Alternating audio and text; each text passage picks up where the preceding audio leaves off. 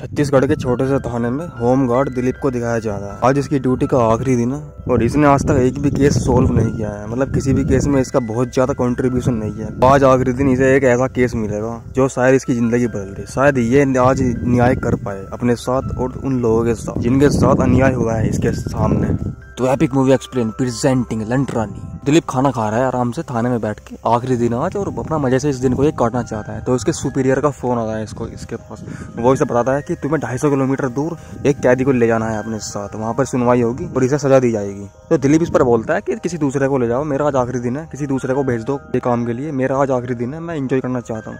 पर वो सुपीरियर कुछ नहीं सुनता और बोलता है जाओ बेटा। तो दूसरा होमगार्ड इसके पास आता है और इसे गन देता है जिसमें एक ही बुलेट होती है, पता नहीं क्यों। ये ऑटोमेटिक गन है और इसको ये दे देता है सिक्योरिटी के लिए, कहीं वो कैदी इस पर हमला ना कर दे तो अपनी ये जान वगैरह बचाए और उसे अपने ही साथ रखे अगर वो भागने की कोशिश करे। दिलीप को पहली बार ऐसी गन मिलती है, नहीं तो 202 वाली ही गन रहती आ रही है इसके पास हमेशा से। उस गन के साथ वो सेल्फी वगैरह लेता है और इंजॉय सा करता है। तो तभी वो कैदी लाया जाता है इसके पास। वो कैदी बिल्कुल शांत होता है, जैसा कोई बहुत ही बड़ा क्राइम उसने कर रखा है। वो बिल्कुल शांत रहता है और किसी से कुछ नहीं बोलता। तो रस्सी से उसके हाथ को बांध रहे होते हैं। तो दिलीप कहता है अबे हथकड़ी नहीं है क्या? तो वो बोलता है दूसरा होमगार्ड की हथकड़ी फिल्मों में होती है, सिर्फ रियल में तो हम रस्सी से ही काम चलाते हैं। तो वो रस्सी वगैरह हाथ में बांधते हैं और बाहर आते हैं। तो बुलेट वहां पर खड़ी होती है और वो होमगार्ड बोलता है कि तुम्हें बुलेट पर ही जाना होगा। तो दिलीप बैठता है बुलेट पर, उसे पीछे बैठने के लिए बोलता है और फिर बोलता है अगर तूने मुझे पीछे से मार दिया तो मैं क्या करूंगा, एक काम कर तू चला बुलेट। तो बुलेट पर बैठता है और ये चलने लगते हैं और बिल्कुल शांति से जा रहे हैं। तो उस कैदी को नींद आने लगती है रास्ते में, क्योंकि 250 किलोमीटर का सफर बहुत ही ज्यादा है। दिलीप उसे बोलता है रोकने को, किस्मत से वहां पर एक ढाबा था और वो वहां पर भाग पड़ता है पानी पीने के लिए। तो दिलीप सोचता है चलो इसी बहाने खाना भी खा लेते हैं यहीं पर, क्योंकि 250 किलोमीटर का सफर है, बहुत लंबा सफर है। तो वहां पर वो खाना वगैरह खाते हैं और गन अपनी सामने रख देता है दिलीप टेबल पर, पता नहीं क्यों। बार बार पलट के गन को देख रहा होता है अजीब तरीके से, जैसे इसका एनकाउंटर ही कर देगा आज। जैसे शायद उस सुपीरियर ने इसको ऑर्डर दिए हैं कि इसको मार देना है रास्ते में ही, ऐसा लगता है। तो खाना वगैरह आता है और ये दोनों खाना खाने लगते हैं। खाना खाते टाइम उस कैदी से खाना नहीं खा जा रहा होता है, क्योंकि हाथ में रस्सी बंधी थी और दिलीप को थोड़ी दया आती है उस पर और वो खोल देता है रस्सी को। अब इससे तो ये लगता है ये कि शायद ये एनकाउंटर ही करेगा इसका, क्योंकि ये भागने की कोशिश करेगा और ये इसे मार देगा पीछे से दिलीप। पर आगे क्या होता है वो तो आपके होश ही उड़ा देगा। तो ये खाना वगैरह खा रहे होते हैं। तो तभी यहाँ पर एक बारात आती है जिसके सारे लोग इसी ढाबे पर खाना खाएंगे। तो सब लोग बैठ जाते हैं और दूल्हा इनके पास आता है और दिलीप से बोलता है कि मुझे गन चाहिए थोड़ी देर के लिए, मैं फोटो लूंगा। वो दिलीप ये सुनकर मना कर देता है, भाई गोली वोली लग जाएगी बे, तेरी शादी है, तू एंजॉय वगैरह कर, अपने दुल्हन के आसपास टहल जाओ। पर वो दूल्हा नहीं मानता और जिद करने लगता है। फिर दिलीप उसे गुस्सा आता है और उसे भगा देता है चपाट मार के। फिर ये दोनों खाना वाना खाते हैं, पानी वानी पीते हैं और टॉयलेट करने जाते हैं और फिर चलने की तैयारी करते हैं। तो दिलीप देखता है उसकी गन गायब है। वो भाग कर जाता है उसी टेबल के पास जहाँ पर ये खाना खा रहे थे, पर वहाँ पर गन नहीं होती है। ढाबे के मालिक को पकड़ लेता है उसका गिरवान, पता पे गन किधर है, नहीं तो बेटे तू गया, तेरा ढाबे में आग लगा दूंगा। कैदी की जेब, कैदी के कपड़े देखता है, कहीं इसने तो नहीं छुपा लिया। और फिर वो देखता है वो दूल्हा गन हाथ में लेकर सेल्फी ले रहा होता है, उसमें बुलेट होती है और वो लोडेड है। दिलीप की ये सुनकर गुस्सा आ जाता है और वो घबरा भी जाता है, कहीं इसने दूल्हे ने अपनी गोली मार ली, मैं खामेगा पछड़ा हो जाएगा मेरे आखिरी दिन रिटायरमेंट के। तो दूल्हा आराम से मस्त होकर सेल्फी ले रहा होता है गन के साथ, कभी पाउट वगैरह बनाकर। दिलीप उसे जोर से बोलता है अबे गन लेकर आवे मेरी। और दूल्हा कहता है 1 मिनट और मुझे और सेल्फी लेनी है। पर दिलीप कहता है बेटा जल्दी लेगा, मुझे देर हो रही है कचहरी के लिए। और दिलीप उसे पकड़ने के लिए चाहता है, पर वो दूल्हा भाग पड़ता है और भागते भागते जंगल में चला जाता है। और ये दिलीप थक गया है। तो वो कैदी दिलीप से बोलता है तुम मेरे हाथ खोल दो, मैं इसे जाकर पकड़ लूंगा, मैं थोड़ा जवान हूँ और तुम शायद थक गए, तुम इतना आराम करो। पहले तो दिलीप को शक होता है कहीं ये भाग गया तो, पर फिर वो खोल ही देता है, क्योंकि अगर गन खो गई, सर्विस के आखिरी दिन अगर गन छीन ली किसी चोर ने तो इसकी इज्जत का फालूदा हो जाएगा। मजबूरी में खोल ही देता है उस कैदी को और फिर कैदी भागता है। पर दूल्हा एक कुएं के पास जाकर रुक जाता है और कहता है मुझे सेल्फी लेने दो प्लीज, नहीं तो मैं इस कुएं में कूद कर मर जाऊंगा। दिलीप कहता है अबे पागल हो गया क्या, अब सेल्फी तू नहीं ले तो ली भाई, और कितनी सेल्फी लेगा।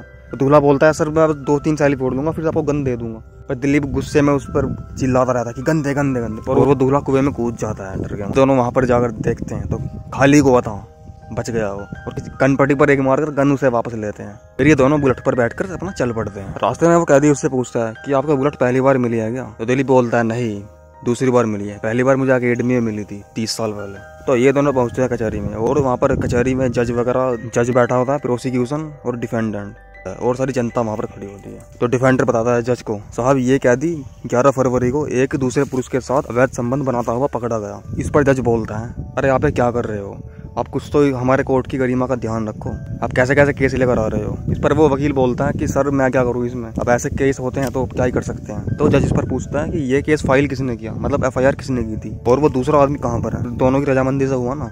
इस पर वो वकील कहता है सर किसी ने फाइल केस नहीं किया था, पुलिस ने ही फाइल किया था केस ये, और वो दूसरा आदमी भाग गया है, पता नहीं कहाँ पर है, कौन है। इस पर जो प्रोसिक्यूशन होता है वो कहता है सर ये गलत है, ये अनैतिक है, अप्राकृतिक है ये चीज जो इन दोनों मर्दों ने आपस में की है, इसलिए इसको कठोर से कठोर सजा दी जाए। और हंसने लगता है जोर जोर से कि ये तो जानवर से भी बदतर है, ऐसा तो जानवर भी नहीं करते हैं। तभी पीछे एक गाय आती है और सब लोग देखते हैं, अरे तुम्हारे बारे में बात नहीं करें हम गौमाता, तुम जाओ। इसके बाद वो वकील जो डिफेंडेंट होता है उस कैदी से पूछता है कि तुम्हारा वो साथी कहाँ पर गया। इस पर वो कैदी कुछ नहीं बोलता और हंसने ही लगता है, और ये चीज़ पता नहीं क्यों बुरा लग जाती है उस वकील को।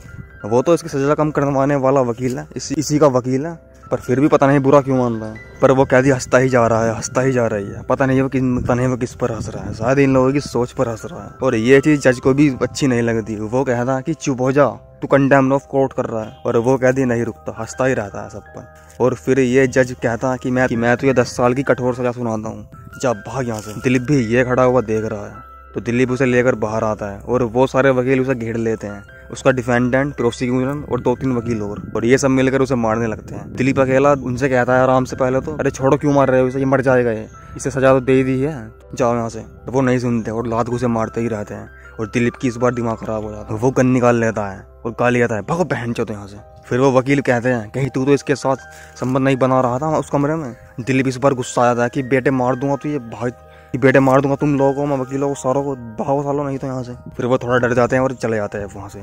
उसके बाद दिलीप उस कैदी को लेकर आ रहा होता है जेल में, मतलब अभी ये कैदी 10 साल की सजा काटेगा। दिलीप उससे कहता है कि मुझे नहीं पता तुमने सही किया है गलत किया, तुमने किसी को नुकसान नहीं पहुंचाया, और वो आदमी की भी मर्जी थी, जो भी पर्सनल निजी था तुम्हारा संबंध, दोनों की मर्जी थी। मुझे तो नहीं लगता कि शायद तुमने कुछ गलत किया है। हाथ खोल देता है और बोलता है जा तू भाग जा यहाँ से, ये दुनिया तेरे लिए नहीं है, जा तू जी ले अपनी जिंदगी। ये देखकर वो कुछ भी एक्सप्रेशन नहीं देता वो कैदी, और खड़ा ही रहता है। दिलीप कहता है ठीक है तो मैं जा रहा हूँ, तू चले जाना जहाँ भी तेरे को जाना हो। इसके बाद वो बाइक पर बैठता है और स्टार्ट करने लगता है बाइक को, और तभी पीछे से गोली की आवाज़ सुनाई देती है, फायरिंग की आवाज़ सुनाई देती है। वो पीछे मुड़कर देखता है तो उस कैदी ने खुद को गोली ही मार ली थी, और ये वही गन है जो दिलीप के पास थी। पता नहीं कैसे ये गन इसने चुरा ली थी, और दिलीप को बहुत ज़्यादा पछतावा होता है। तो यहीं पर ये कहानी ख़त्म हो जाती है। दोस्तों कैसी लगी आपको ये कहानी और कैसा लगा ये एक्सप्लेनेशन कमेंट में ज़रूर बताएं। सब्सक्राइब कर दो, मिलते हैं नेक्स्ट वीडियो में।